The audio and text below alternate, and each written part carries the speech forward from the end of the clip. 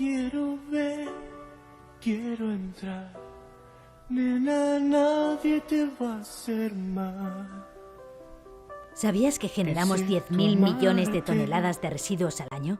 Mucho más de lo que nuestro planeta puede soportar. Pero, ¿qué hacemos mal? Gran parte del problema reside en un sistema económico lineal pensado en crear cosas para después tirarlas.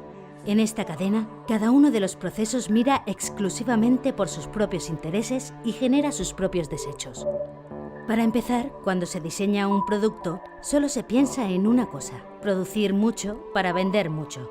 Así, se llega a conductas tan extremas como la obsolescencia programada, en la que los productos están pensados para estropearse y así tener que volver a consumirlos. Un auténtico derroche, ¿no te parece? Vender mucho significa extraer mucho, y la extracción de la materia prima es muy agresiva con el paisaje, la atmósfera y los ecosistemas. Imagina, en 20 años hemos extinguido oficialmente 27 especies de animales. ¿Es que queremos quedarnos solos? Los métodos utilizados para la distribución y el transporte son también muy contaminantes. Hazte una idea. Los 15 mercantes más grandes del mundo contaminan ellos solos más que la mitad de los coches que hay en el planeta. Las fábricas tampoco se quedan atrás y, a pesar de las recomendaciones de los expertos, procesan los materiales con métodos muy contaminantes y generan gran cantidad de residuos. En cuanto a los consumidores, también somos responsables. Estamos obsesionados por tener siempre lo último y no nos preocupamos del origen ni de cómo han sido fabricados los productos que consumimos. Al final de esta cadena se encuentra el reciclaje. A día de hoy, la mayoría de bienes de consumo no están pensados para ser recuperados y, aunque algunos materiales se reciclen, aún nos queda un largo camino por recorrer. La situación es ya insostenible. ¿Qué podemos hacer para evitar que se desborde? Una opción sería huir. Aunque también podemos replantear esta cadena y avanzar hacia una economía circular. Pero, ¿qué es una economía circular? Imagina que dejamos de pensar en un sistema lineal y comenzamos a pensar en todos los procesos en global, de manera que, en cada fase, se tenga en cuenta las siguientes. Para empezar, en vez de pensar en producir mucho, podríamos empezar a pensar en producir mejor. Ahorrar lo máximo posible en materiales, idear formas de rentabilizar los residuos generados en el proceso de fabricación o pensar en cómo podrían reutilizarse los productos tras su vida útil deben ser cuestiones presentes a la hora de comenzar cualquier proyecto. Si conseguimos reutilizar los materiales y aprovechar los residuos, la extracción de materiales se minimiza. Las empresas se ahorran los altos costes que ésta supone y la naturaleza respira. Se calcula que se podría reducir las extracciones en un 70%. Menos material que trasladar también se traduce en menos costes y menos contaminación. Si además utilizamos energías renovables, estaremos haciendo un gran favor al medio ambiente. Como los productos están pensados para ser reciclados, el esfuerzo que supone fabricar nuevas piezas también se minimiza. Además, los desechos generados siempre se pueden reutilizar y rentabilizar dándole salida en otros negocios. Por ejemplo, ¿sabías que a partir de las aguas residuales pueden extraerse fertilizantes para los campos de cultivo? El gran ahorro material y energético que deriva de este sistema se traduce también en una bajada en el precio final del producto y, por lo tanto, en un ahorro para el consumidor. Ahora sí, este debe de hacer un cambio de chip. Hay que trabajar para alargar la vida de los consumibles y aprovecharlos al máximo mediante actualizaciones, reparaciones o usos en común. No se trata de tener siempre cosas nuevas, sino de tener cosas que funcionen. Si desde que empezamos a idear los productos pensamos en su reciclaje, podemos llegar a evitar el 90% de los residuos, sin generar pérdidas ni para los empresarios ni para los consumidores. Exprimir al máximo los recursos es posible, es rentable y, sobre todo, es necesario. Entre todos podemos limpiar nuestro planeta y dejarlo presentable para los que están por llegar. No hay fuerza alrededor, no hay pociones para el amor. ¿Dónde estás? ¿Dónde voy? Porque estamos en la calle de la sensación.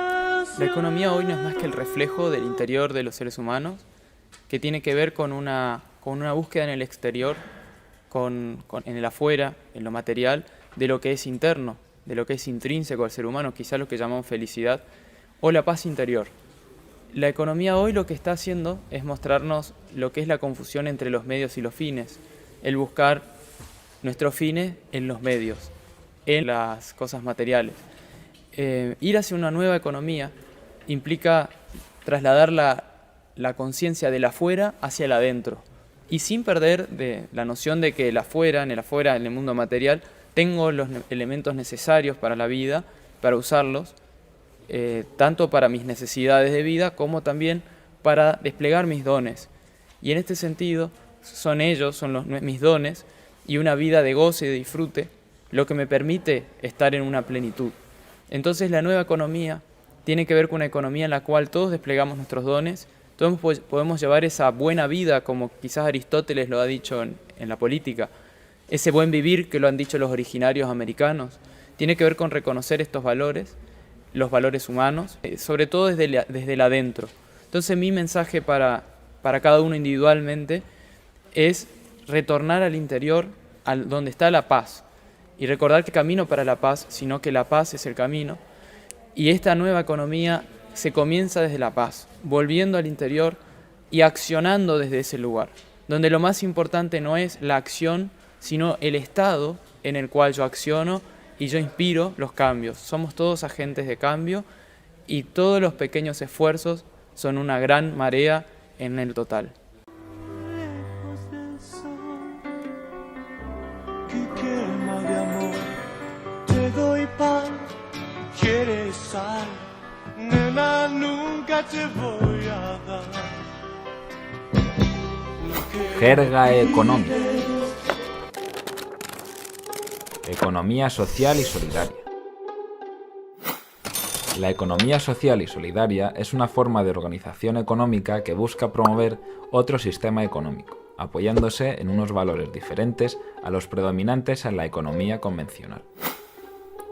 Es una forma de organizar la producción, el intercambio, la comercialización y el consumo desde otros parámetros.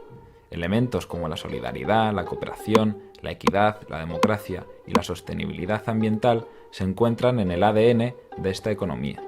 Así queda recogido en la Carta de Principios de la Economía Solidaria creada en mayo de 2011 por la Red de Redes de Economía Alternativa y Solidaria. En definitiva, se trata de un modelo que apuesta por la transformación social y el compromiso con el entorno en el que vivimos. Por otro lado, cabría diferenciarla de la economía colaborativa, un modelo económico basado en el intercambio y la puesta en común de bienes y servicios mediante el uso de plataformas digitales. Ejemplos de economía colaborativa podrían ser Airbnb o Uber. Se trata de conectar por vía digital a gente que busca algo con gente que lo ofrece. Pese a que también se basa en valores como compartir y cooperar, la economía colaborativa, a diferencia de la economía social y solidaria, tiene mayores dificultades para aplicar formas de gestión propiamente colaborativas o más democráticas en sus proyectos.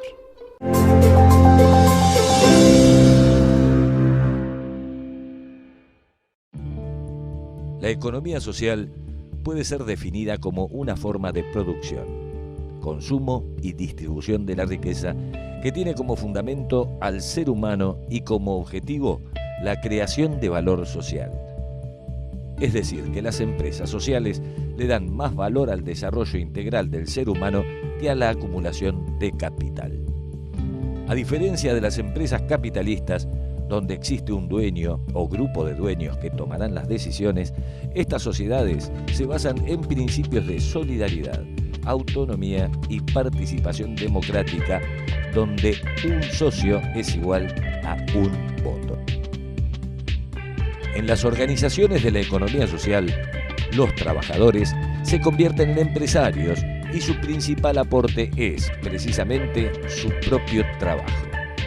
Además, las relaciones entre sus miembros se fundan en criterios de igualdad y solidaridad en lugar de los objetivos económicos que priman en las empresas tradicionales. Actualmente en Argentina, mutuales y cooperativas explican más del 10% del PBI, generando más de 500.000 puestos de trabajo directos y cuentan con más de 10 millones de asociados que comparten la cultura y filosofía solidaria de las organizaciones de base. Las empresas de la economía social y solidaria representan un modelo de gestión a escala humana que genera resultados económicos, sociales, culturales y medioambientales positivos en cualquier lugar donde se los desarrolle. En la Argentina, el movimiento de la economía solidaria está compuesto fundamentalmente por mutuales y cooperativas, las cuales han sabido organizarse y nuclearse en federaciones, las cuales, a su vez, se articulan en confederaciones. Entre ellas, podemos mencionar la Confederación Cooperativa de la República Argentina, Cooperar, y la Confederación Nacional de Cooperativas de Trabajo, CNCT. Y en el caso de las mutuales, a la Confederación Nacional de Mutualidades de la República Argentina, CONAM, Mutualismo Argentino Confederado, MAC, y a la Confederación Argentina de Mutualidades, CAM.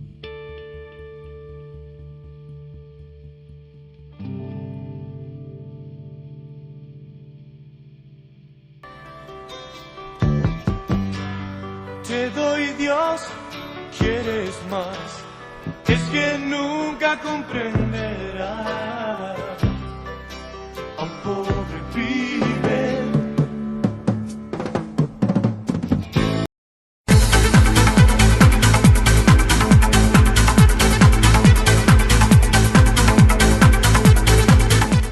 El vivir bien es vivir en armonía, con relación de todo tipo de la sociedad. Puede ser un puente entre las dos cosas, porque si uno ve el papel del Estado, debería ser garantizar las condiciones para poder vivir bien, ¿no es así? Las comunidades saben vivir bien, pero al mismo tiempo eso no justifica que no puedan tener acceso al agua potable o acceso a la vivienda digna o acceso a una serie de recursos que son importantes. Lo que se busca es vivir bien, es muy importante vivir en comunidad.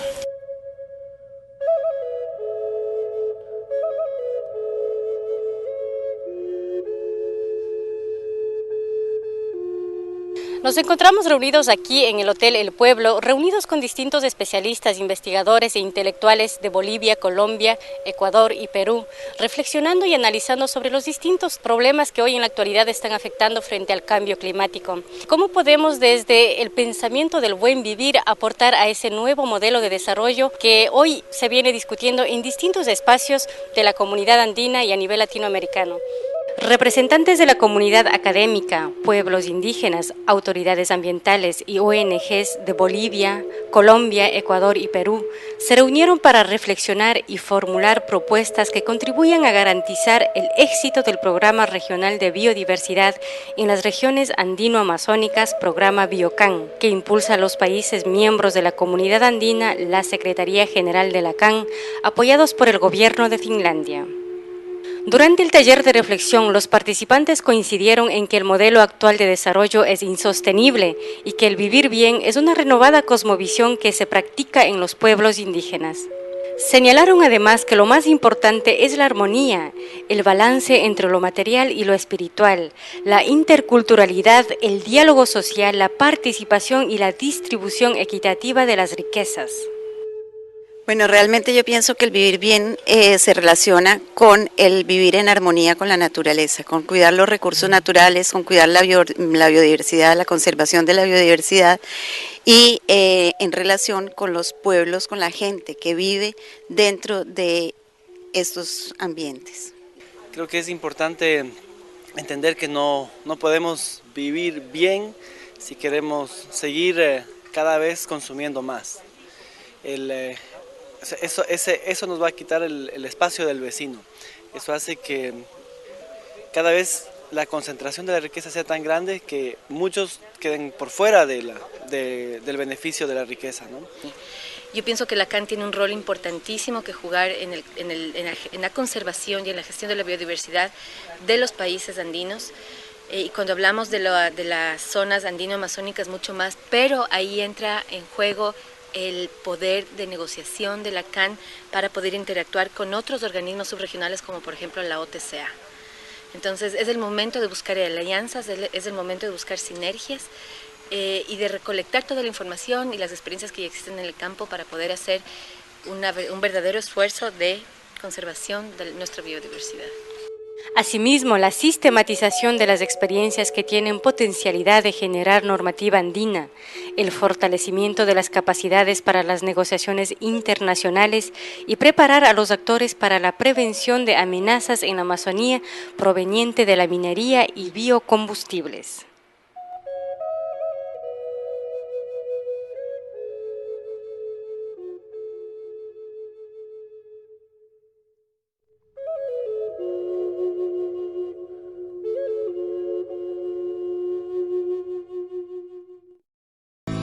Esas motos que van a mí, solo el viento te hará sentir nada más,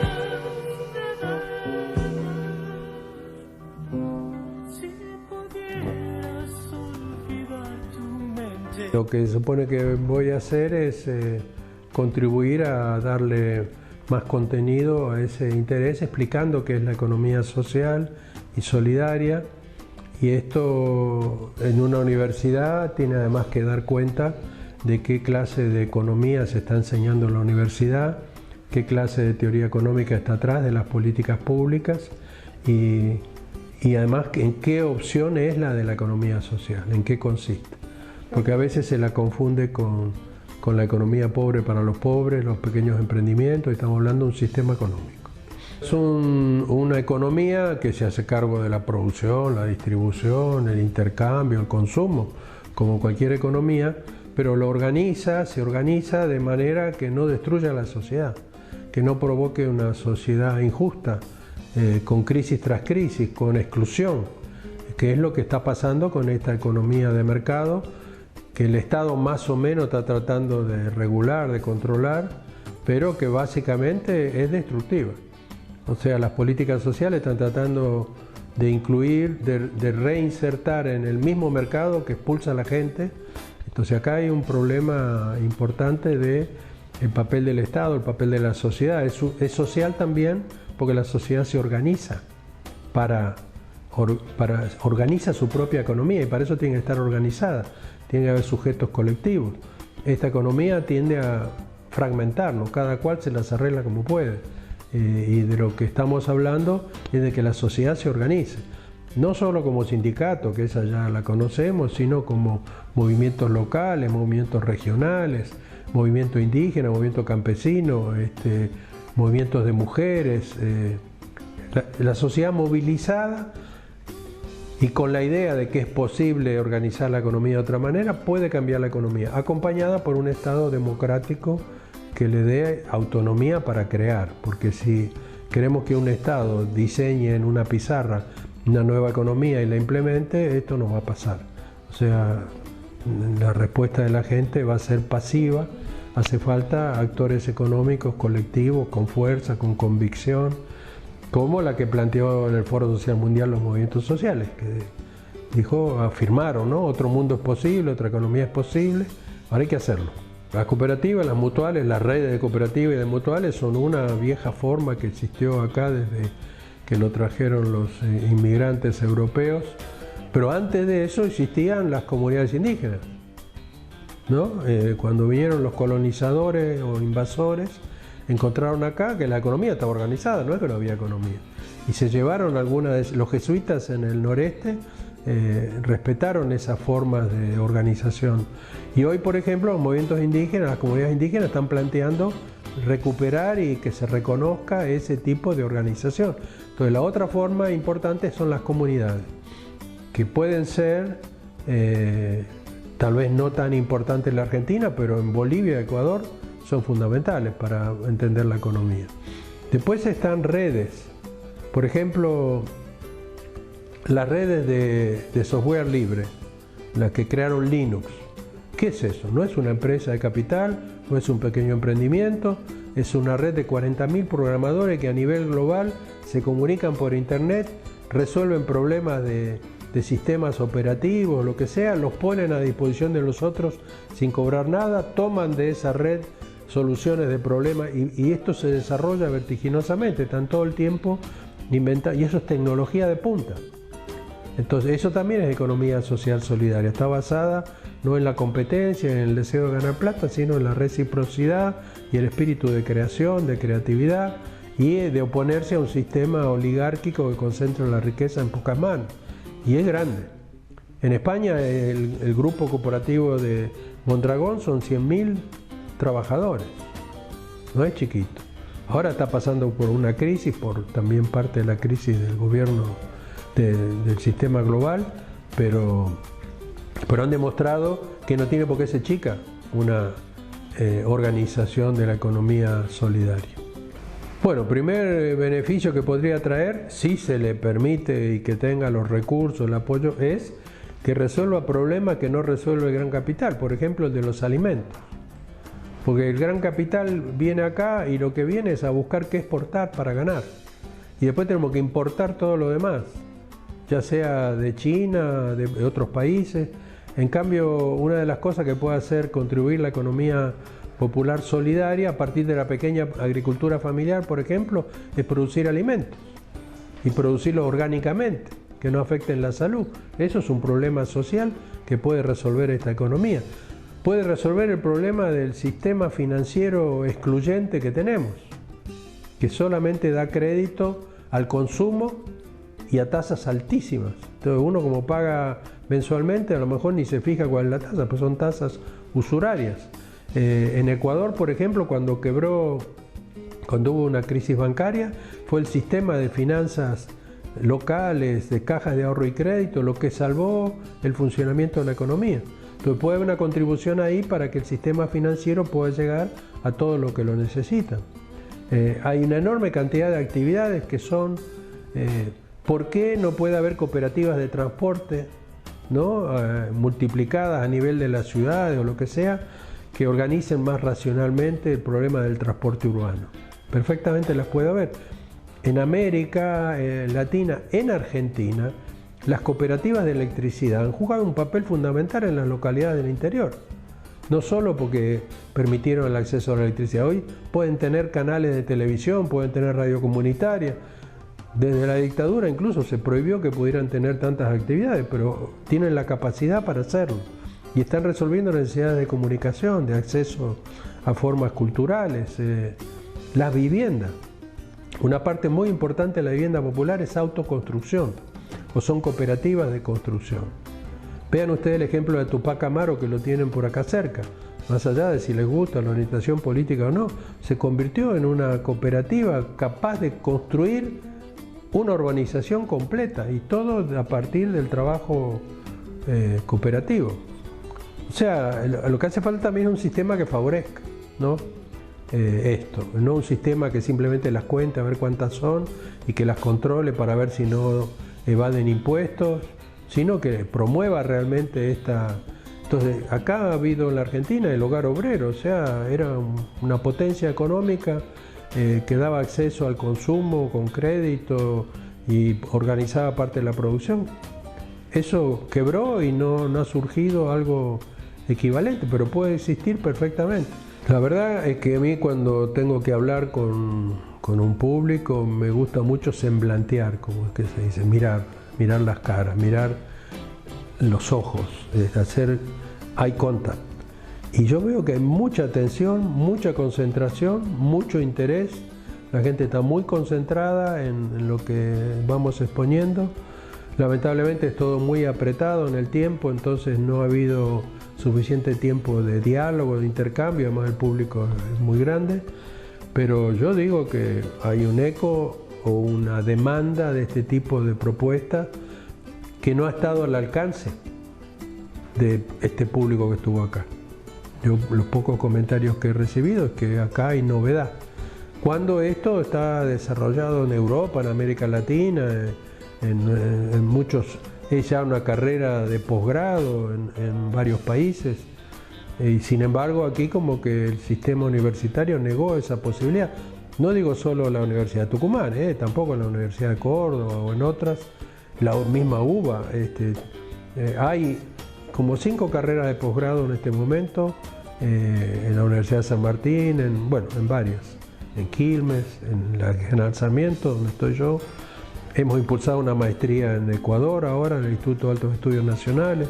O sea que ya tiene estatus científico esto. No es así andar adoctrinando a la gente de que sea buena y solidaria. Estamos hablando de estructuras económicas. Frente a mí sé que tu corazón diría que sí.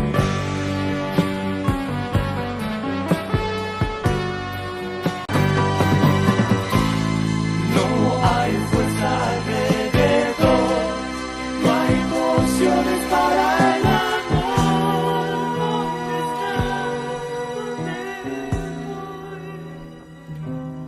Porque estamos en la calle de la sensación, muy lejos del sol que quema de amor, muy lejos del sol que quema.